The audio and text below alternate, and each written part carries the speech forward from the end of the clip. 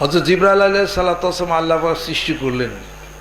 সৃষ্টি করার পর জিবরাইল সব বলতেছেন, জাল্লা তোমার কাছে পছন্দ কি? আল্লাহ পাক বলেন, আমার কাছে পছন্দ হলো আমার বান্দা আমার সেজদা করুক। সুবহানাল্লাহ।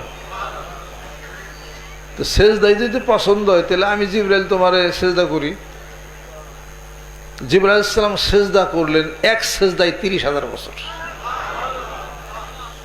মাথা উঠাইছে, ওঠানোর পরে জিজ্ঞাসা করেন, আল্লাহ এক সেজদায় তো 30,000 বছর গেল, আল্লাহ তুমি কি খুশি? আল্লাহ বলেন না।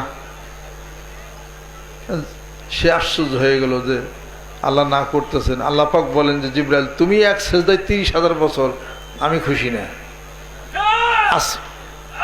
আরো সে মহল্লার দিকে তাকাইল। জিবরাইল দেখো তো কার নাম? দেখে লা ইলাহা ইল্লাল্লাহ মুহাম্মাদুর রাসূলুল্লাহ। লা ইলাহা ইল্লাল্লাহ মুহাম্মাদুর রাসূলুল্লাহ। আরশের মধ্যে লেখা দেখো জিবরাইল কি লেখা? লা ইলাহা ইল্লাল্লাহ মুহাম্মাদুর রাসূলুল্লাহ। আমার নামের সাথে ওই নামটা কার?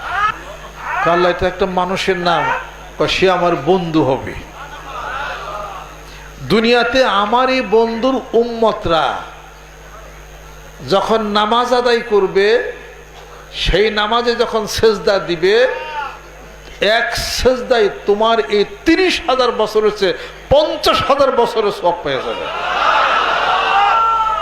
ওই সেজদা আমি আল্লাহর কাছে বেশি ভালো লাগে। সুবহানাল্লাহ।